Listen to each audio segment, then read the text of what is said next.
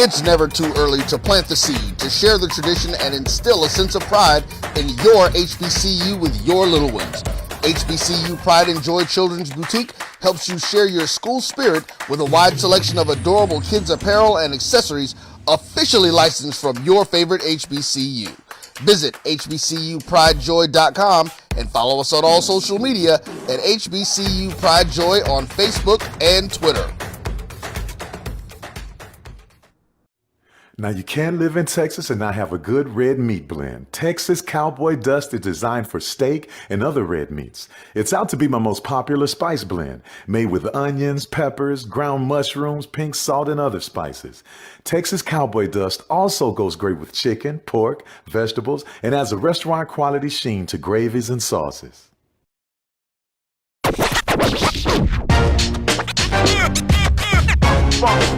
It's like a loop machine. Going around town, trying to get down. Vanilla smoked sea salt seasoning is for seafood. The tarragon and fennel bring out the natural sweetness in seafood. I also use it in rice dishes, on yams, asparagus, blueberry pancakes, and believe it or not, chocolate chip cookies. Vanilla smoked sea salt adds a salty and savory component to sweet dishes that create a symphony for the tongue. Sugar Chateau Desserts is a specialty bakery located in the Charlotte, North Carolina metro area. We will create delicious and one-of-a-kind treats for any occasion.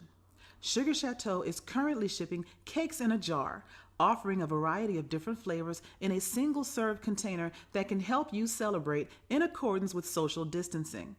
Place your orders today by calling 803-526-7895 or visiting sugarchateaudesserts.com.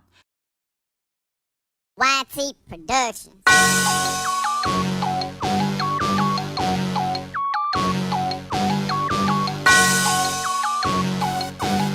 Yeah. I love my HBCU. And boy, I love it, love it. I love it, love it. I love my HBCU. And man, I hope my team they won one. Yeah. I hope my team they won one. Yeah. Man, I hope my team they won one. I hope my team they won one. Yeah. I tune into the HBCU Sports Lab to see if my team won or lost. If they lost, I'm quiet as a mouse. But if they won, keep tab. I'ma do the dab, yeah. Dr. Cavil, he know what he be talking about. Mike and Charles, they know what they be talking about. They compress the analytic data with the hip hop. If you know them like I know them, they gon' tell you if your team, if they won or lost, and who the ball, So listen to Professor, yes sir, and pay attention, cause he gon' teach a lesson. And you gon' learn today, you gon' learn today how your team they play, how they play, boy. You gon' learn today how your team they play, how they play, yeah. We represent that SWAC, that MEAC, and let me say, what's up to Tennessee State, tune into the HBCU. This is Dr. Cavil with Inside the HBCU Sports Lab with Mike Washington, Charles Bishop. Mike is back out on assignment, so it's going to be Charles and I holding you down today. So we're going to make sure you get all your latest HBCU news. Yeah, we're kicking it off a little early today. We're just seeing if we can keep the lab lecturers on the toe. You know how the professor's prerogative. Sometimes he just comes in and starts lecturing. You just want to keep everybody lathered up and make sure they pay attention. No, we won't do this a lot, but sometimes we'll sneak around and get it in there. We might have to dodge out of here a little early. So we want to see if we can get as much of the show in. And obviously for those that are coming in, we're going to shout you out. And for those that check it out, you can check it out on Inside the HBCU Sports Lab on Facebook. Go over there and check us out. As you're watching us now, you can go to YouTube and go back and catch what you don't catch live there. So we're going to get you, make sure you get it all in. With that, welcome to episode 140 of the Inside the HBCU Sports Lab radio show and podcast, the show that's covering the sporting HBCU dash for all things HBCU sports, from institutions large and small, from NAIA to the NCAA. We share insights and information on the HBCU sports culture, HBCU athletic aesthetics to facilitate the story of HBCU athletic programs and the business of HBCU sports. I'm your host, Dr. Kenyatta Cavil, along with my co-host Mike Watson and Charles Bishop. We're filming from our home studios and sending a signal live to KCOH 1230 AM studios with the Texas Radio Hall of Famer Ralph Cooper in the beautiful home of Texas Southern University from Houston, Texas. Today's episode of Inside the HBCU Sports Lab is sponsored by THG Agency LLC. THG Agency is a company that provides sporting and educational consulting and data analytics. With that said, Professor Bishop, how you doing today? Doing well, Dr. Cavil. We got baseball, we got action, so I'm all into it. So. I see that you got a Valley shirt on. I figured I wouldn't let you be alone. Prairie is in the nightcap, so we're gonna see if we can see what the Panthers see what they ready to do. They jumped off and got it done yesterday with a big win, 2-0 against Alcorn State. Jackson State did the same in their big win, pulling out the bats, and it seemed like they're doing it again in the winners bracket as they take on their rival, the only team in the SWAC that defeated them midweek game. Grambling. A lot of people had some questions on that, even though it seemed like Grambling was stumbling at the end, losing the division title. But obviously they bounced back with a big win day one, but struggling coming in this game close early, but now it seems like they're pulling apart in terms of what's going on there. So go ahead, Charles. How's it going? What's your thoughts on that? You got a score? Well, I think the early surprise, is Alabama State has been eliminated. Southern with a masterful performance yesterday against Alabama State. They knocked them off 3-0, and then Alcorn knocks off Alabama State today in the earlier game. And interesting stat from Charles Edmond at the game. This was the first time Alcorn has knocked off Alabama State in 40 games. So that was huge. You got Alabama A&M and Alabama State. They've already been eliminated. Oh, yeah, that was wild when you talk about that. Seems like we got Professor Washington in the building. He's surprised. I guess he decided to get off the sideline. I thought he was on the side, and he's like, hold on, I got a report. I got to give you an update. Before I let him give his update, as we talked about, the early round games of the tournament, I see he has his rally shirt on in terms of 1876 representing the Sports and Culture Podcast. Give you an update. In the 7, check this out. Up in the MEAC, Norfolk State 8, FAMU 2. I'll say that again. Norfolk State 8, FAMU 2. Bit of an upset growing in some people's eyes there. Maybe not. In terms of Norfolk State being the number seed out of the Northern Division. FAMU coming in with 2 seed after dropping 4 straight to lose the division title to North Carolina Central. North Carolina Central pulled out the bats and really came out in their first game earlier today and pounded, if you would, Delaware State. So only 4 teams in the MEAC tournament. Be interesting as you start seeing that tournament move forward. But we'll keep you updated on what's going on there. Any thoughts on the Norfolk State FAMU or North Carolina Central as they're trying to do it in fine fashion? We tell and remind everybody they're dropping the program. So what's your thoughts on that, Charles? Yeah, it should be really interesting. Norfolk State with an early sort of a statement against Florida A&M. But if you remember back to 2019, Florida A&M did come out of the losers bracket to win the MEAC tournament. So you can't count the Rattlers out, but definitely an early opening statement. Norfolk State on top of Florida A&M 8-2 should be very interesting over there in the MEAC in terms of Norfolk State with those arms that they have up there in the north. They won the MEAC North 5 out of the past 6 years, and then North Carolina Central being the story of the season over there in the MEAC with them playing their final season. We'll see what they can get done here in the tournament. No doubt about it when you make that great point there. Let me go to Mike, see what his thoughts Prairie plays tonight. You see, giving them a little love, Mike. You see, they jumped off and got it done. Big 2-0 victory. Played really well their first round game. Very efficient, I would say, in terms of the victory. But it gets tougher as you go deep in the tournament. Now you go to your second pitcher, second day rotation usually. And we get to see really the quality of the arms down the teams. But it'll be interesting to see what goes on as it looks like Jack State is going to pull it out and continue their tirade through the track in terms of what they get it done. They're making statements all over the place. A lot of people's eyes is there to lose, and they certainly getting out the box really early in this tournament. What are your thoughts? Charles said the biggest surprise, Alabama State, in regards to losing 2 straight, 2 in barbecue, as some people say. They out of the tournament. What you say, Mike? Yeah, I would agree. And they lost to Southern Southern finished the season, I think it was like 4-10, 5-10. They didn't exactly finish on a hot streak. Now, Southern does have a history of performing much better in the tournament, but still, this is Alabama State. They ended the season on an 8, 9, 10 game winning streak. Besides Jackson State, they had the best winning streak at the end of the season. Their pitching was coming along. They started the year with pretty much a untraditional or uncharacteristic high ERA for a normally very depth Alabama State pitching squad. They started to pick it up, and for them to lose like that, that was a shocker to me, to Southern. Not anything against Southern, folks. Don't take that personal, but Southern finished third. Their batting average is minimal at best. So even if they did perform, well, I did not expect this. So, but you know what? Southern has that championship pedigree.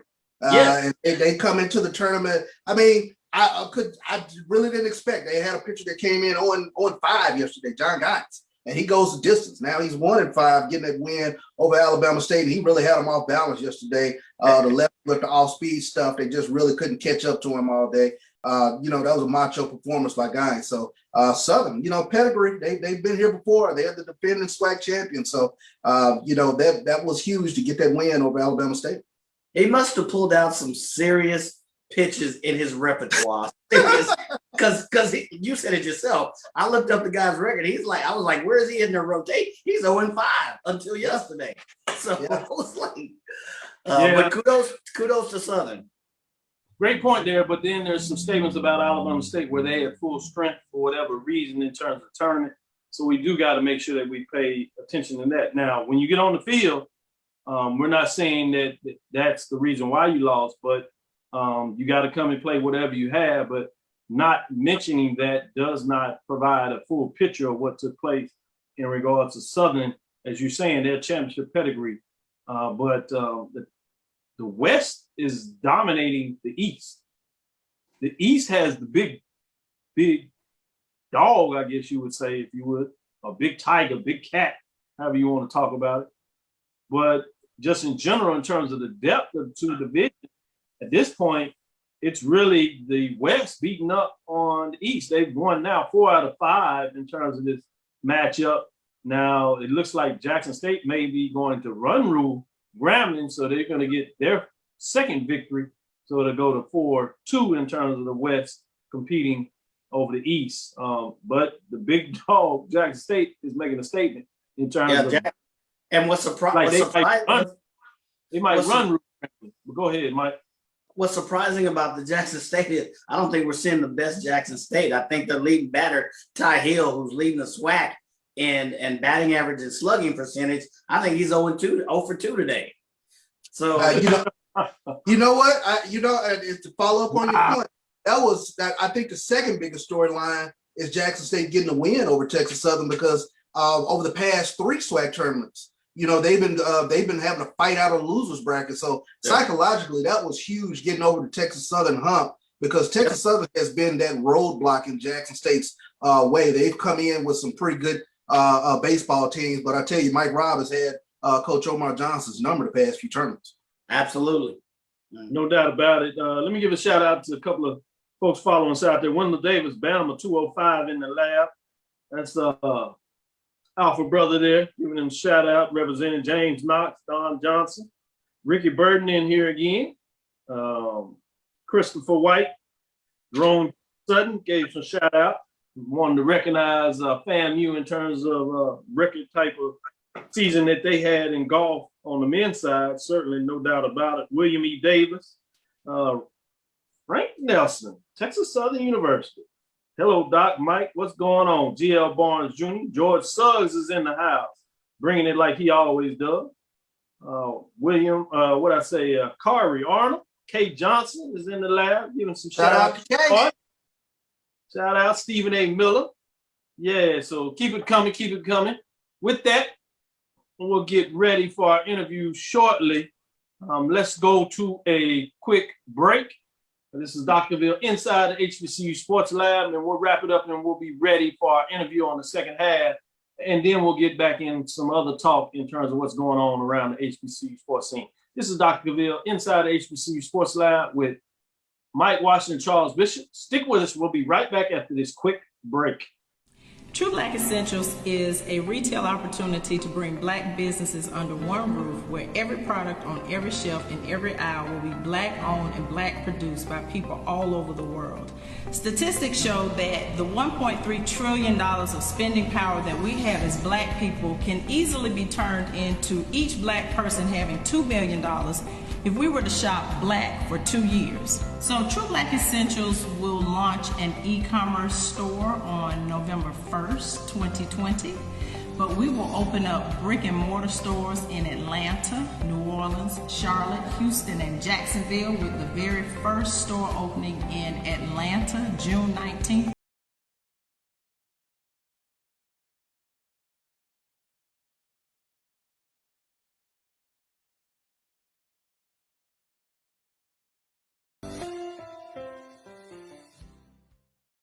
How they play, boy, you gon' learn today. How your team they play. How they play, yeah. We represent that SWAC, that MEAC, and let me say, what's up to Tennessee, stay, just tune into that. This is Dr. Cavil with Inside HBCU Sports Lab with Mike Washington, Charles Bishop. We have our guest, Robert Clayton. And I'm gonna let him tell you a little bit about himself, but we're gonna get in and talk about sports analytics. Then we're gonna show you how it ties into some HBCU framework, but more importantly, we wanna make the connection with young people getting involved with analytics, data science. What does it mean from that perspective?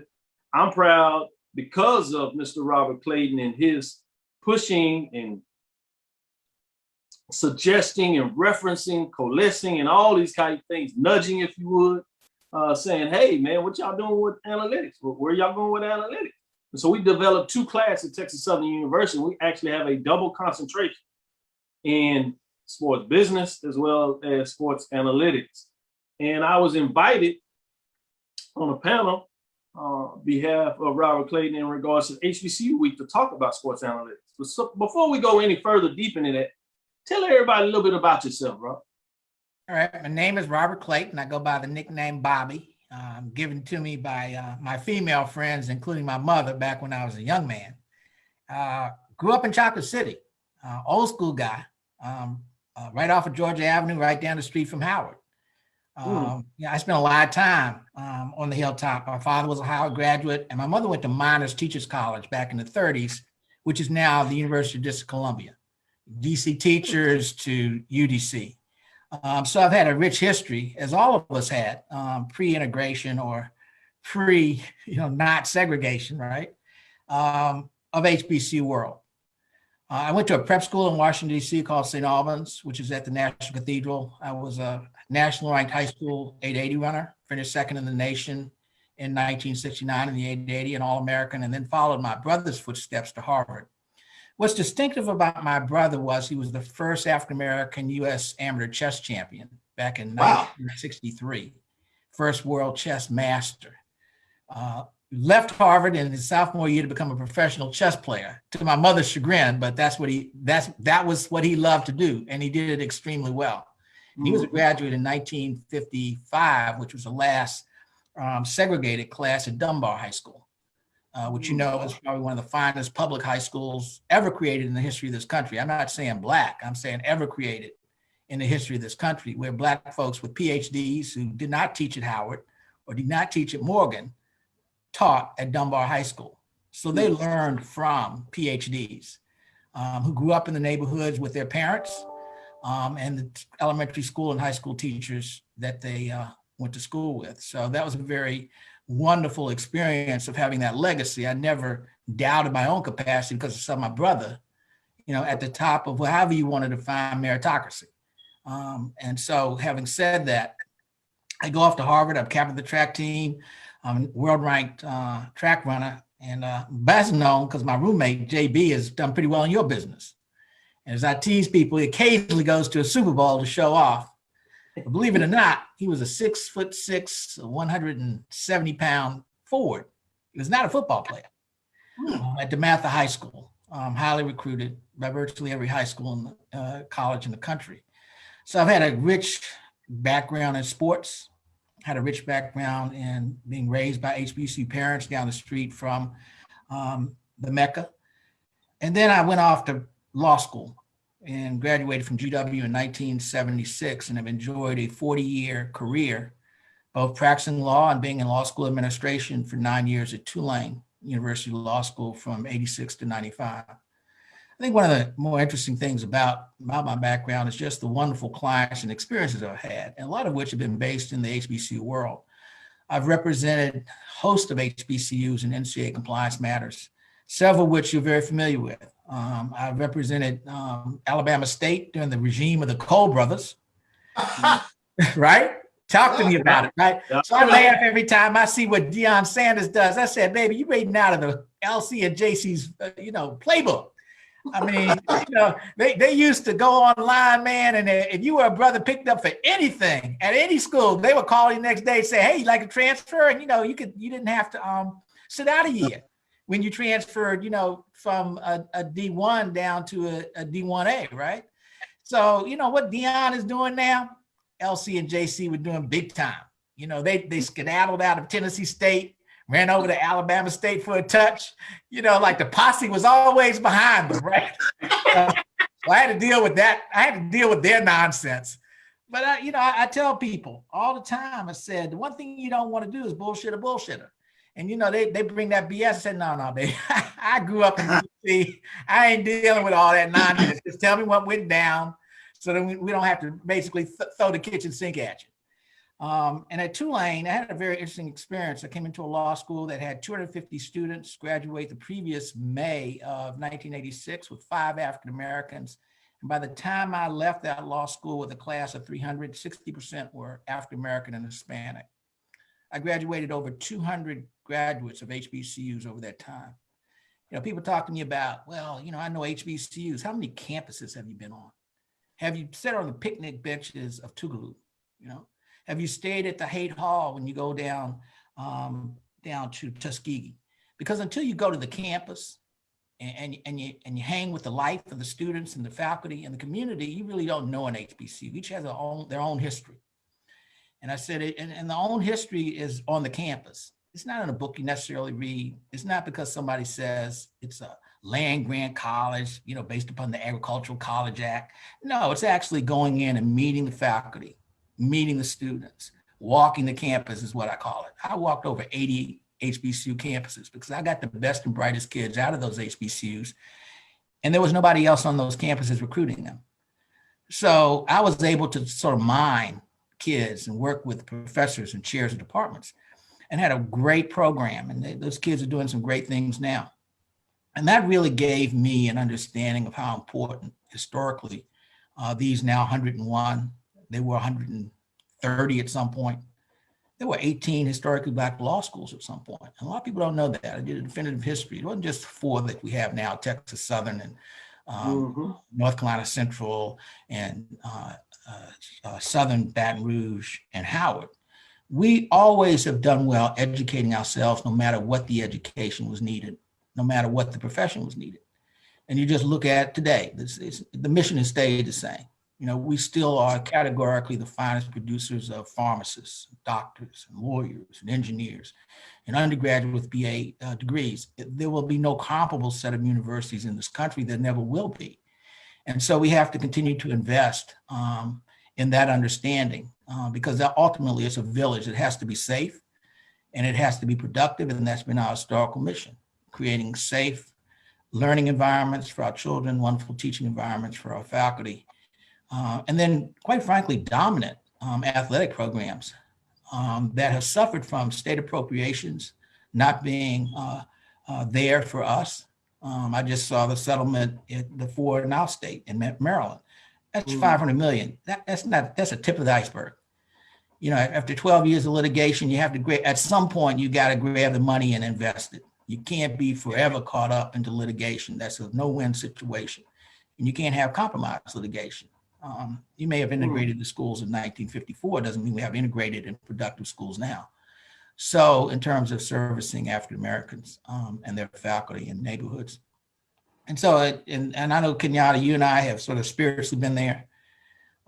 We look at it from an intellectual point of view, but from an intellectual point of view that's historic, but then taking the pragmatic side of what do we have to do collectively in order for us to maintain the superiority that we've always had.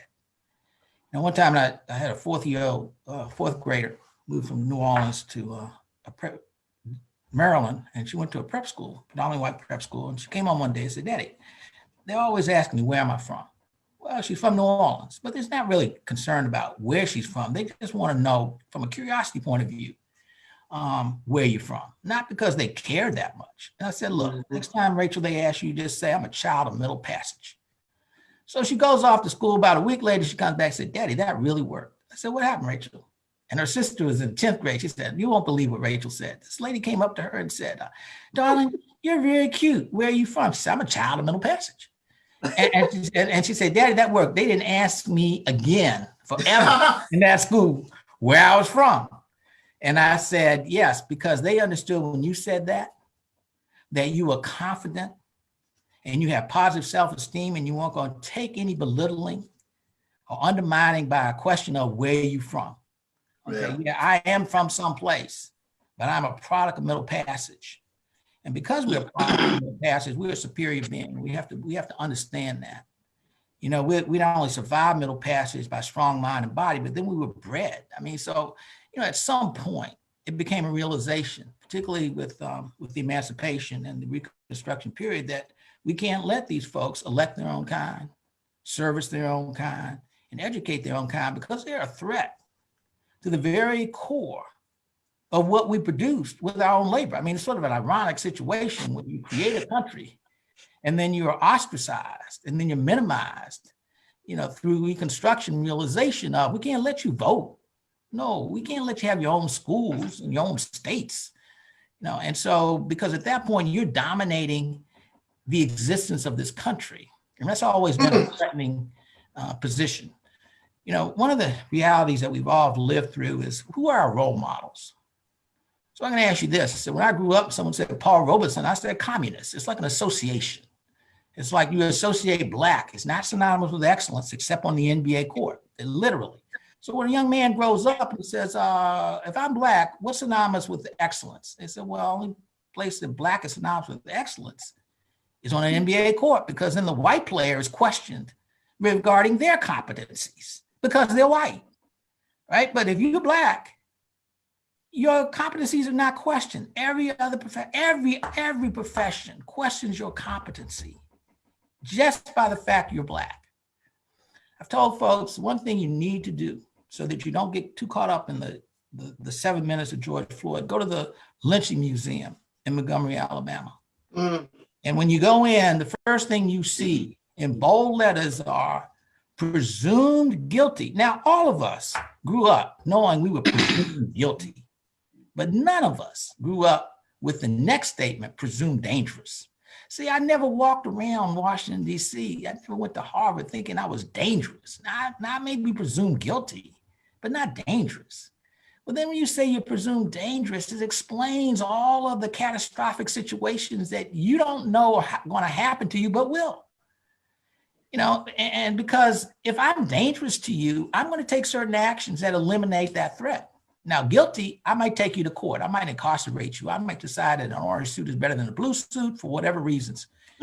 But if it presumes me dangerous, I got to kill you. I cannot let you walk around being dangerous, right? And so a lot of times we don't want to think of ourselves that way because of the neighborhoods we grew up in. I had parents that both were college graduates. I go to Harvard, GW, but I'm still dangerous because I don't define myself in that way to others. And that's how I refer to others.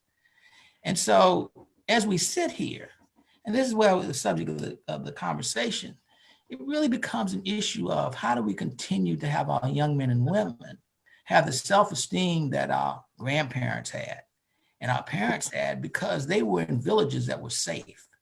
They were in villages, and I was reading, I'm a historian, and there are two passions, and I've worked with the Smithsonian Institute on these two passions, Tuskegee Airmen and Negro baseball leagues. And the Negro Baseball Leagues, because in an ultimate situation, we have a circumstance where the most qualified individuals are not allowed to play. And so I try to read every book on either individual players or on the leagues themselves to understand what it meant to be the most qualified in your profession. Undeniably. I mean, Satchel Paige is a rookie at 42. It makes him 2 all-star teams. Yeah. At 42. Yeah. Okay. And, you know, Jackie Robinson played 1 year for the Monarchs and was a utility infielder. Could never make an East-West all-star game because Cool Papa Bell and the rest of the crew, he wasn't qualified. He was not a qualified baseball player. Yeah. And because he was not a qualified baseball player, then he became acceptable to the white major leagues, because how could you allow the Homestead Grays or the Pittsburgh Crawfords by team come in and just take your game? So why don't we find an educated African-American who's not the best, but even with not the best, he still was a Hall of Famer. Yeah. Right. And so, you know, Cool Papa's, you know, talking about the 1 year with the Monarchs, and they're trying to get the man ready because they know they're going to bring in this educated guy. They know they're not going to bring in the stars. They're not going to bring in double duty Radcliffe. They're not going to bring in Satchel. I mean, Josh Gibbs, I used to tease people. I said, you know, they're still trying to find baseballs in LaDroit Park outside of Recipient Stadium. I said, you know, now if there's a baseball in the bush in LaDroit Park, and you know what I'm talking about, that's a home run. Yeah. Now you can say it was a home run hit by a Negro in black professional baseball, but that's a home run. You try to hit a ball outside of Griffith Stadium into the bushes of LaDroit Park, I don't care who you are, it's a home run. That's right. So you had the greatest baseball players who were not allowed. And one thing that Papa Bell said about the whole concern he had, he said, look, you could not allow me to do something. That's okay. That's what you decided to do as a society that's segregated. But you can't tell me I'm not qualified. He said, that's the meaning. You can say I'm not going to allow you to do this, but you can't be telling me I'm not qualified. And that was his greatest frustration. It wasn't that he was going to get the chance to play white Major League Baseball.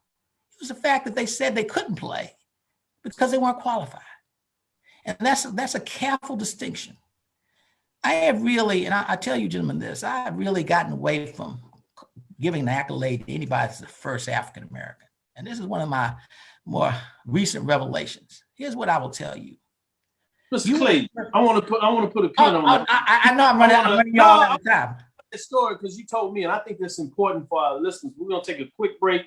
Then we're going to bring you back, finalize that story, and then we're going to get in to make sure that people know the sports analytics. I hope I didn't use up my time unwisely. No, you got plenty of time. We still got time. We're going to take this quick break, bring you back for about 10, 15 minutes on the second half. Okay. We want to make sure you tell that story, and then we're going to go in and make sure they understand some stuff on sports analytics as well. Because you sewn the history perfectly for the second half of this story. Stick with us. I know I'm off script, brothers, but this happens with me. You're not off script. This is perfect. This is exactly what we need and what we want. I'm watching our followers, and they all into it. So you're giving them great information. This is Dr. Cavil inside the HBCU Sports Lab with Mike Washington, Charles Bishop. We'll be right back with Robert Clayton. He is the CEO and founder of the Sports Analytic Club program. We'll be right back. Stick with us after this quick break.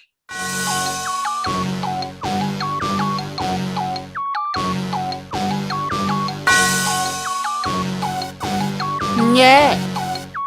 I love my HBCU. And boy, I love it, love it. I love it, love it. I love my HBCU. And man, I hope my team they won. Yeah. I hope my team they won. Yeah. Man, I hope my team they won. I hope my team they won. Yeah. I tune into the HBCU Sports Lab to see if my team won or lost. If they lost, I'm quiet as a mouse. But if they won, keep tab. I'ma do the dab, yeah. Dr. Cavil, he know what he be talking about. Mike and Charles, they know what they be talking about. They compress the analytic data with your hip hop. If you know them like I know them, they gon' tell you if your team, if they wanna law, and who the ball. So listen to Professor, yes sir, and pay attention. You gon' learn today how your team they play, how they play, yeah. We represent that SWAC, that MEAC, and let me say, what's up to Tennessee, stay. Just tune into the HBCU Sports Lab with Dr. Cavil, Mike and Charles. This is Dr. Cavil with Inside the HBCU Sports Lab with Robert Clayton. He is the CEO and founder of the Sports Analytic Club program. Let me tell you the mission, and we're going to get right back to that story. And what you all don't know is I always tell you some of the things we say in that quick break off the mic is just fascinating. Sorry we can't share that with you, but we're going to get into some things that we can share that are very good. Let me tell you the mission of this, because I think it's important, and it's really going to get to the crux of this analysis that you're in the story you're going to tell us, Robert. And I think it's important that the Sports Analytic Club program mission is to advance STEM education in the United States and promote STEM relevant professional careers for your young women and men driving sports as the educational platform.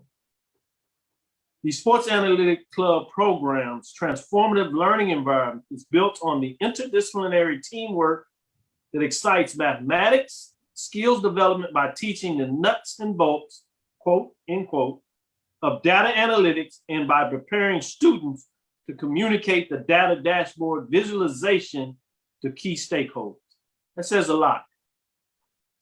Go ahead and tell that story of why you stopped using first to describe African Americans or Blacks when they are labeled as, quote unquote, this first to do something. Yeah, so we all get raised with an accolade when someone is the first African American to accomplish a particular opportunity presented in a white institutional structure. Doesn't mean that there weren't other African Americans before that person who were equally qualified, if not superior. It's just that that one person was decided upon to be offered the opportunity. And so I will not congratulate you. And I used to congratulate myself. I'm the first African-American dean in the history of Tulane University, founded in 1857. And now it's 1986. Oh, I'm the first African-American dean in the history of Tulane Law School. I've stopped that. Because what that says is there weren't other African-Americans who could have held that position if given the opportunity. It minimizes our heritage by creating a situation where you designate a single person and separate them out as if there's something special within our race. We're not special. Okay.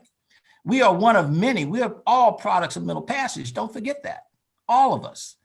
So I decided that what I will do is compliment you for accepting the offer and the challenge of being the first African American who's been allowed the opportunity to be introduced to this historically white structure. I will only compliment you on accepting the offer, not for being first. Wow. And we have to change that narrative. Yeah, we have to recognize that. That's very important. And that's why I purposely did not introduce you as, quote unquote, being this first dean of Tulane. I knew it would come out in the story, but I wanted to make sure we put a pause on that. Let me let Charles jump in here and ask a follow-up question as we take a deeper dive in what you're able to build in your experiences as you're telling the story. So fascinating for so many people in so many different ways. Before I do that and let you jump in and ask this question, I did want to give a shout out to FAMU Law School that has been brought back as we talked about the law schools at HBCUs. We want to make sure they included. We're not leaving anybody out on purpose in terms of that. We're going to take you out of Tallahassee, right? Exactly. So we know our homework. We make sure we get it out there. Go ahead, Charles. Sure. I wanted to take a look at the presentation, supporting data for Ben Wallace's introduction into the Hall of Fame. And I was fascinated by the comparative analysis that you did with regards to his contemporaries in Dennis Rodman and Dikembe Mutombo. But then you go into the 70s. You talk about Wes Unseld and Nate Thurman, and then go back even further Jumbo Beatty from Prairie. I thought that was fascinating. Gotta have them Beatty in their prayer. Right. So, let me give you this backdrop. So we have a structure, what we call a 3-tier trainer to trainer. And we have a collaborative relationship between professional sports data scientists from the NBA, NFL, and Major League Baseball to design the research project, identify the statistical data that's associated with evaluation of players for draft and free agent signing, and even on the business side for ticket pricing, if you deal with business analytics. And they design the research project, but what they do is they provide to the students the evolution of analytics in their sports so that they can make analyses that you couldn't have made 50 years ago. And with using these analyses, you can distinguish players that otherwise would not have been distinguishable if you just dealt with their popularity. You say Mutombo, what do you think about? Finger wag, right? You say Rodman, you think about, rainbow haircut, right? And so the reality of it is, you think about Wallace, he's just an everyday guy. He is coming from Virginia Union, a religious-based school, but also produced Charles Oakley and English at the Guard. Right? Yeah. And he comes from a small town in Alabama. He gets recruited by Oakley to Virginia Union. It ain't Virginia State. It's not UVA. It's not VCU, right? And he does a workman's job. He's undrafted, though. Undrafted. He's the first player to be elected to Naismith that was undrafted by the NBA in the modern era. Don't forget that. Undrafted. HBCU guy. Put the pin on. Virginia Union. And like I said, we're not talking about, FAMU. We're not talking about John Merritt at TSU. We're not talking about Eldridge Dickey, the greatest quarterback. Look, I'll tell you right now, you can't talk about the GOAT when you deny the opportunity for Eldridge Dickey to play that position. And that's all I'm going to say about history and how you have to understand who we are and what we denied the opportunity to do. Right? That's why I don't buy off on Tom Brady. No, until Eldridge Dickey gets the chance to play, you will never be the GOAT in my world because he was not given the opportunity. Left and right-handed, Michael Vick, and just as accurate and faster than you. So, yes, sir. Look, I'm speaking the truth. So having said that, I had a situation where the young man who's a coach at a mid-major in DC, who asked me, what's my trajectory on my career? You're in your late 30s. The one thing you don't have a trajectory with is recruiting young men who don't even speak the way you speak, right? That's for a younger man in the AAU play, right? So he says, well, how am I going to advance? So I said, let me have you have lunch with my friend Ed Tapscott, who I grew up with. And Ed was former CEO and president of Bobcats, one of the greatest executives in the NBA that people never exalt. He's probably the greatest executive in the NBA. And so Ed said simply, he walked in with his jazzy sweatsuit, said, when I see you the next time, you're going to be in a suit. You're going to have a laptop under your arm. You're going to become the data analytics expert for your college team. And you will then be able to accelerate your career because data, now this is back in 2000, first club, 2017 in the spring. He's just coming off of not making the Final Four. So having said that, he says, you got to register for the MIT Sloan Sports Analytics Conference. You got to take a statistics course. Well, I'm always intellectually curious. I'd never heard of the MIT Sloan Sports Analytics Conference, quite frankly. And I wasn't going to go back and take a stats course. I've been trying to avoid stat all my life. I'm a social relations major. Don't let my STEM stuff fool you.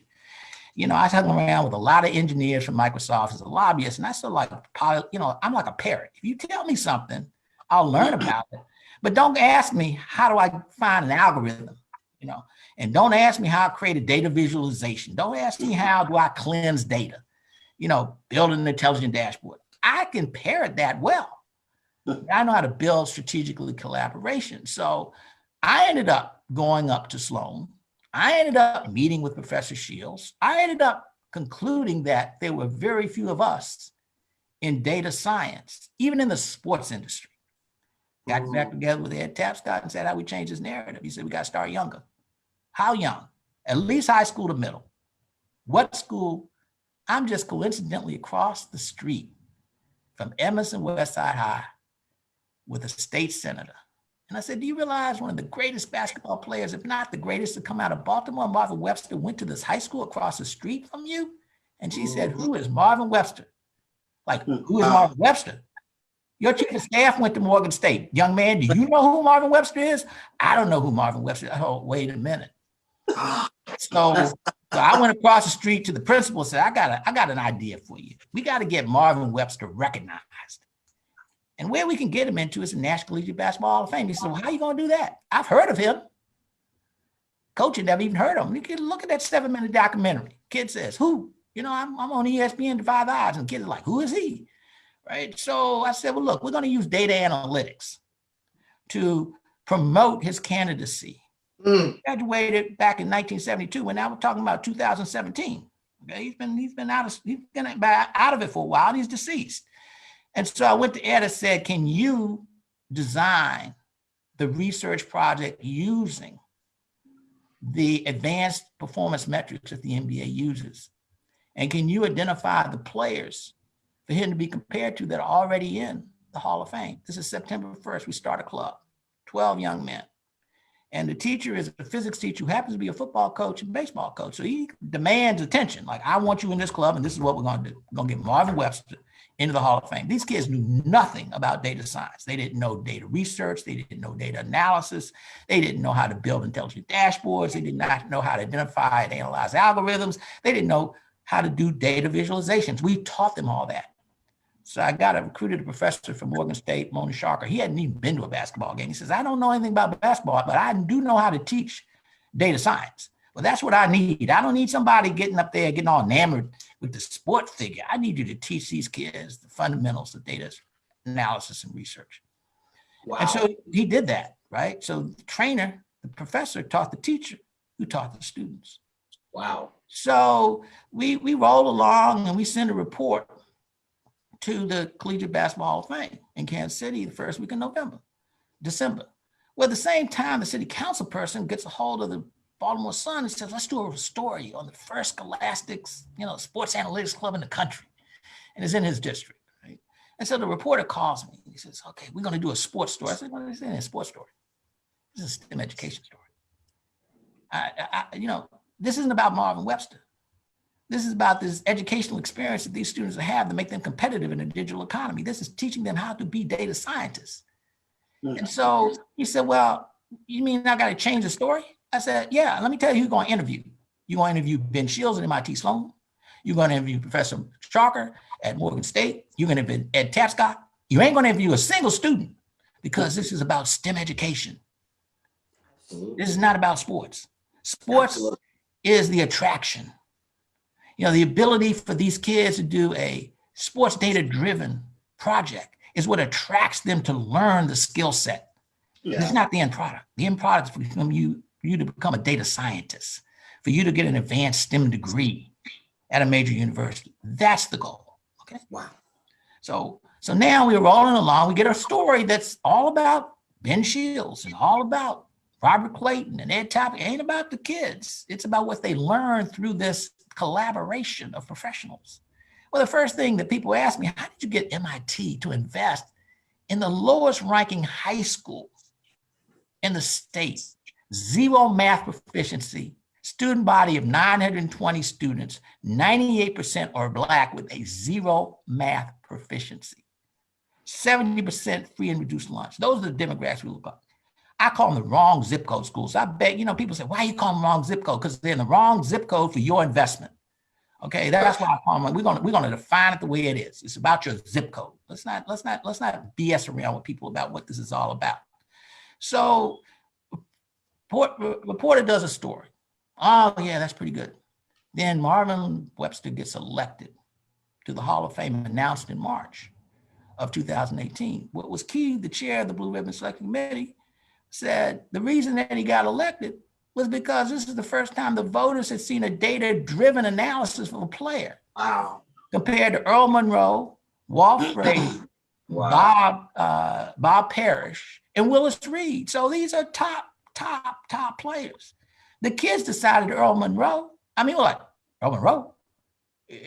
Look, the Pearl did some serious stuff at Winston-Salem State. I mean, he was like throwing down 40 when you didn't have 3 points, okay? He said, well, but if he was impactful on the offensive end, how about 20 points a game, 20 plus rebounds a game, and 8 block shots a game? Ain't that impactful on the defensive side. And Tapscott said, yeah, let me tell you, if I have a kid to draft right now that's 20, 20, and 8, I'm drafting that kid. You throw in 40 with a 3-point, I got shooters, but you're going to give me 20 rebounds a game, 8 block shots a game, and 20 points? Oh, you number one. Well, Webster went number 3, okay? He was the first player drafted in the top 3 spots by the ABA and NBA, right? People don't remember that because he's a 20, 20, and 8. That's serious numbers, okay? You average 24 rebounds a game. That's serious stuff, man. You do 120 and people say, whoa, got 20 rebounds. You do 15, they're like, whoa. So he gets elected. Second story comes out. When the second story came out, it hit ESPN. I get a call 3 weeks later from the executive producer, Eddie McGee, says, we'd like to do a documentary on these kids and their academic achievement. First time ESPN had ever done a story on the academic achievements of kids in sport as opposed to talent separation or hardship, right? So ESPN documentary defied the odds. 8-minute documentary premieres the morning of his enshrinement. He's deceased at the time. That's a Sunday. By the time I got home on Monday, I'm like, my secretary said, do you work for the law firm or do you work for this concept? Because we didn't have a nonprofit. I mean, it's just an idea, that we could do this. And so at that point we incorporated and we started to build a national program. And so this fall, I'll launch 31 clubs, 14 states in the District of Columbia. I've got 36 university partners. I've got 37 data scientists from NBA, NFL, MLB, ESPN. I have a young lady from Tennis Australia, okay? Intelligence group for tennis, right? Recruited internationally because in the United States, we just don't have that in volleyball and tennis like they do internationally in these sports. And the beauty of it all is that the students are assigned a research project that has to have 3 important elements. It's got to be fun for them. Let's get Marvin Webster into the Hall of Fame, like sports, right? It's got to be complex. Oh no, this isn't about rebounds. It isn't about points scored. This is about advanced performance metrics used by the NBA today to make decisions about who to draft and who to sign a free agency. And then it's got to be actionable. And this is what's really critical about Marvin Webster, Ben Wallace, Charles Oakley. We're doing Kurt Flood at Baltimore City College. We're doing Maury Wills at Crenshaw. But we're not doing Maury Flood. When you hear Flood, you hear reserve clause. Right. Litigation. Yeah. No. We start with the greatest defensive outfielder in the history of the game using analytics. We talk about, in his era, was one of the best hitters. And we do a scattergraph showing that he was one of the best hitters compared to other Hall of Famers and other players in his era. And then we come back. Let Mike ask the follow-up question on that, because we got about 5 minutes before we have to close it. But what we'll do is, with all the interest I see with everybody else, we're gonna find a way to bring you back. We're gonna make this the first time that we have somebody do it. Did I tell my story about the Sports Analytics Club okay for you all to understand? Oh yeah. Yes, we're still gonna bring you back. If you can put some time in next Tuesday, we want to bring you back to do the second part of this. But I want to let Mike jump in here and ask. Oh, Michael, I'm sorry I didn't allow you time to ask me a question. That's all right. Doc does it to me all the time, so I'm used to it. I just have one quick. So I was looking at your data statistics, and they were 2 measurements that just blew my mind. One was value over replacement comparison, and the other one was win share. And value over replacement is an estimate of each player's overall contribution to the team compared to a theoretical replacement player. And then win share is a player statistic which attempts to divvy up credit for team success. This can not only be used for recruiting, trading in the NBA, but also probably salaries. And here it is in black and white. How did you, where did this come from? So, I've never seen this. So now, essentially, this is phenomenal. I decided, because I can I can BS a little bit about this STEM stuff, but I mean, I can't memorize defensive box plus minus. I can't memorize warp, and I can't memorize flinch check, because as much as I want to try, it's a technical evaluation. So Dan Rosenbaum, who's considered one of the top 5 data scientists in the NBA, came away and said, look, we're going to judge Marvin Wallace on these 3 critical factors, and you picked them out. They're on pages 19, 18, and 17. You forget all the 17, yeah, 17 and 18. So, yeah, and then you also get to defense box plus minus. So he said, look, this is how we judge players today. And let's line him up against the comparables, right? Because this is, and when you line them up against the comparables, there's no comparison. I mean, the performance by Wallace in comparison with the other 4 comparables, I mean, in those 3 of what we call advanced performance metrics, there's not even, you look at that and say, wow, the other players aren't even close. And Mutombo's a good finger wagger defensive player. Rodman has got his chops, right? Zelmo and Unsil, but comparison in advanced performance metrics. And then you say, well, we can see why now he's a Hall of Famer, right? And see, this is what's critical. Young men and women playing basketball, and this came out, and I was responding to somebody on LinkedIn, and they said, oh, we need to figure out how to get jobs for the D1 basketball players because they don't have time to work jobs. I said, I tell you what, you tell every one of those players, you learn an analytics associated with your play, why you're in practice, and why you're in game. You learn what it is defense box plus minus for your play, and VORP and win share. And if you learn that, you'll become a data scientist just in the art of knowing how the analytics are evaluating you, but you aren't taking the time to learn the analytics that are making judgment about your play and where you're going to be drafted, right? And so you could be learning that as you are practicing a player and playing and know better how to play effectively to get drafted. If you want to be number 1, wow, learn the advanced and metrics that are being associated with choosing you number 1 and play accordingly, right? Play according to the analytics associated with your performance evaluation. Ain't nothing about 4.6. Ain't nothing about 3-point plays. It's about these 3 performance analytics, advanced. And Rosenbaum said, we're going to do advanced. We needed advanced to Wallace. Okay, what happened? He is the most dominant defensive player in the history of the game based upon advanced performance metrics. If you we put a pin on it right there. He is the most dominant. Say it again. He is the most dominant defensive player in the history of basketball. And look, Mike, you pointed it out. If the folks could see the graphs, they said, well, wait a minute, this big graph up here and this one down here, that's Wallace and that's Rodman. Oh, wait a minute. How did I think Mutombo was? I mean, the graphs speak for themselves. It's like I'm gonna put up one of those graphs. Like the ball don't lie, right? The ball don't lie. The graphs don't lie, right? It don't lie. And I'm gonna make sure they get to see one of those graphs because it's gonna really do it for them. But this is what we're gonna do. We're gonna have to clump and close on the show. But if you can find time next Tuesday, we're gonna bring you back and do the second part. I hope this has been enjoyable for you, gentlemen. Oh man, this is great. Okay, and Mike, look, Mike, you're like Dr. Cavil. You went out and said, oh, look, I got my 3 pages right here. I said, oh, look. And Mike said, look, I looked at these pages and here's the ones that really, caught my eye. And I said, oh, Mike's my man. He zoomed in on the 3 metrics that made this person a Hall of Famer. These were 3 metrics that voters had never seen.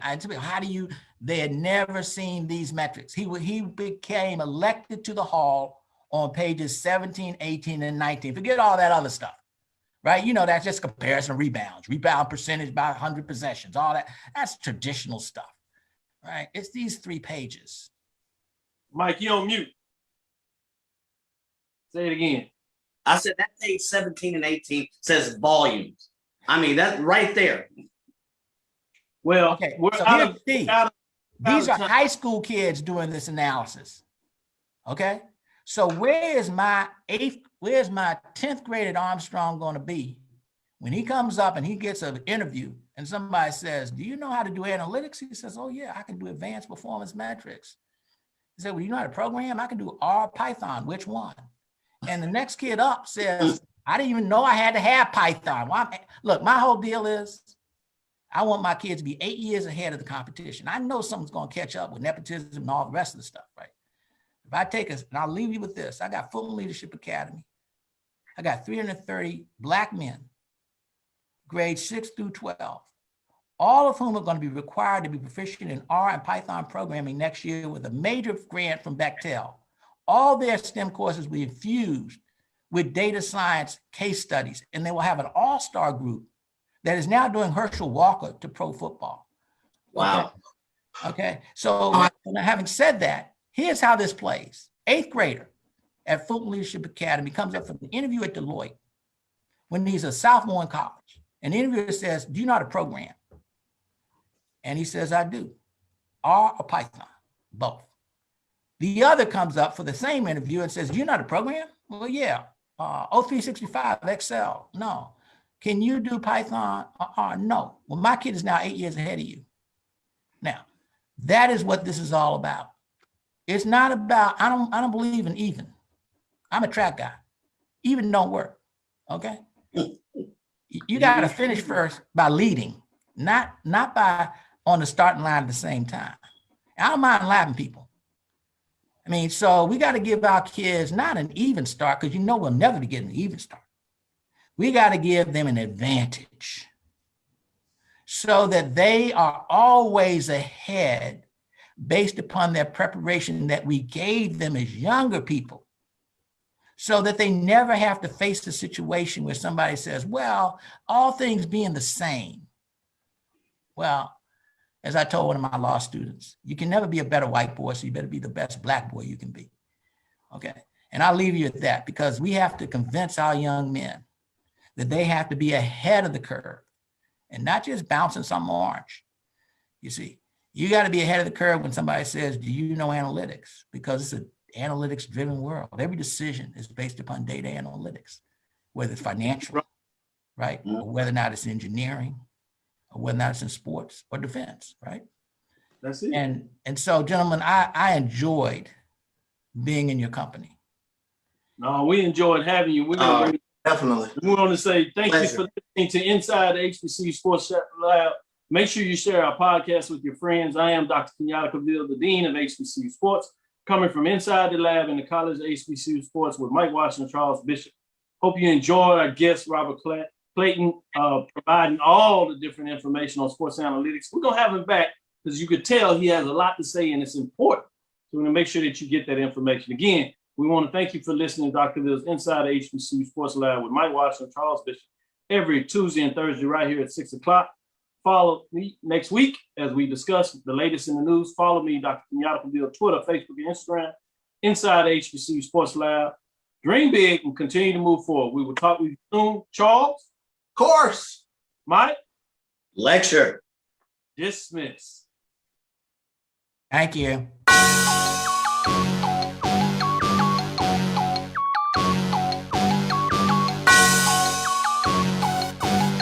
Yeah. I love my HBCU. And boy, I love it, love it. I love it, love it. I love my HBCU. And man, I hope my team they won. Yeah. I hope my team they won.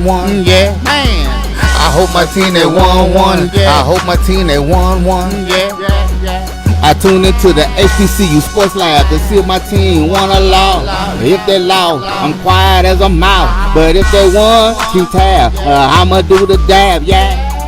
Dr. Cavil, he know what he be talking about. Mike and Charles, they know what they be talking about. They compress the analytic data with the hip hop. If you know them like I know them, they gon' tell you if your team, if they won or lost, and who the ball. So listen to Professor, yes sir, and pay attention, cause he gon' teach a lesson.